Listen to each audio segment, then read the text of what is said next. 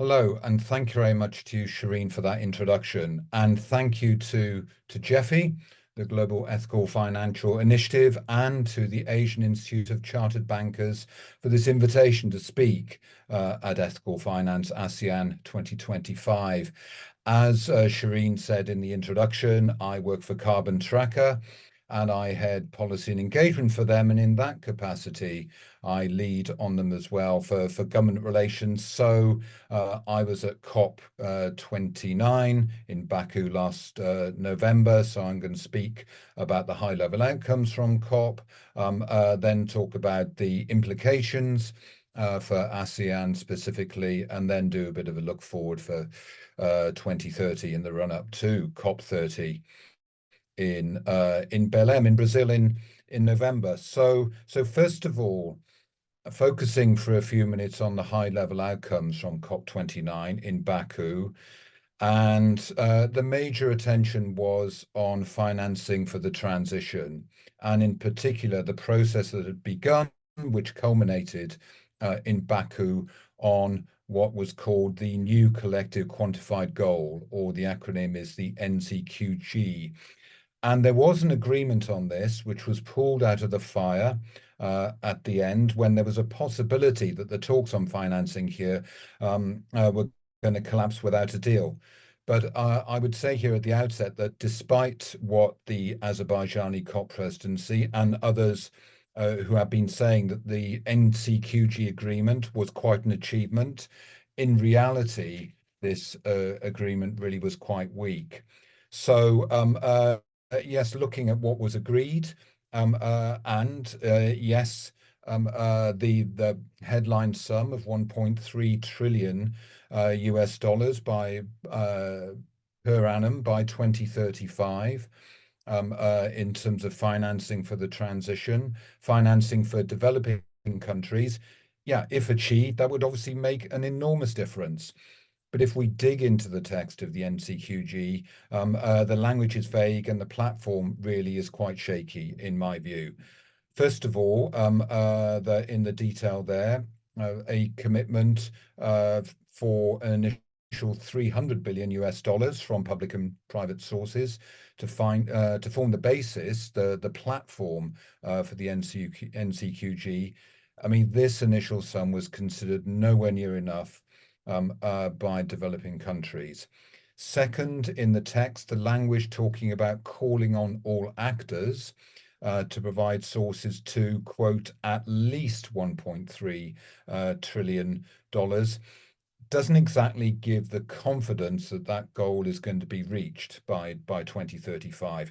Third point I would make about the NCQG text is that it lacks clarity about the quality of finance. And this is really important if we're thinking about financing for developing countries. In other words, key question here, what would be the balance between grants and loans for countries?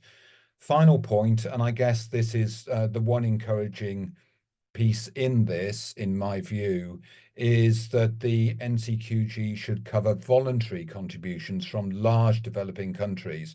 So notably, that would include Chinese assistance, bilateral assistance, which has already been given. And that was encouraging that was in there. But if we take a step back, I suppose the argument is that this large quantum of money, it will encourage ambition, innovation on new sources of finance, maybe from aviation and shipping, new international taxes from carbon markets as well. But it's entirely understandable, still understandable, why many developing countries, they departed Baku unhappy with the NCQG agreement. Basically, this is because of the Global North's track record in failing to meet previous commitments made going back to as far as 2009, when the developed world there made the commitment to provide up to $100 billion of assistance from that point. So really going back to the disappointment there of Global South, There's a lack of trust, and this really isn't the triumph that the UNFCCC, the UN, would have wanted going into this crucial year of 2025. So the outcome of the NCQG, this agreement, that was the fundamental criticism about the outcome, overall outcomes from COP29. But I do also want to highlight that with all this attention on finance, in addition, there was absolutely no progress on language on transitioning away from fossil fuels. Language that had been agreed the previous COP in 2023 in Dubai at COP28. And if we look at the progress or the lack of it in Baku, the negotiators from Saudi Arabia, other countries, they blocked progress on transitioning away from fossil fuels at every turn in Baku. So there's really nothing to grab hold of there on the transition from COP29. And if we're looking at the onward march of climate change, with on the science, on the increasing number and severity of extreme weather events, I would argue that the cause of collective climate action has gone backwards, or did go backwards at COP29.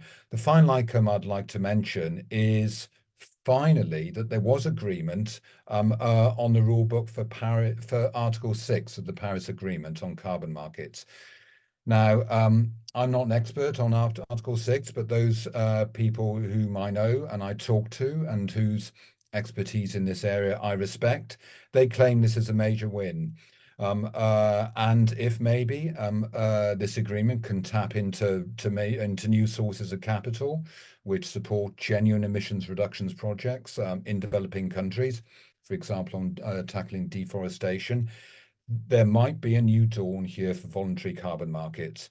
But also, from what I understand, there's quite a lot more to be done, detail on methodologies to be tackled as we now go forward in 2025. So basically, watch this space, I think. So that's the overall outcomes. Then, if for a couple of minutes, if I could dwell on the implications for the ASEAN region, and describe, I've described from these overall outcomes, I would say these apply very much to ASEAN countries as well.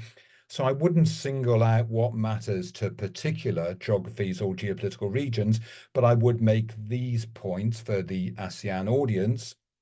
First of all, on finance, there are obviously implications arising from the NCQ agreement for larger economies in terms of the support that they can give to less developed countries to tackle both transition and adaptation finance. So that's something to think about there within the region itself for larger economies. Second, that this retreat on the transition and fossil fuel phase out should matter to everybody, including those in ASEAN.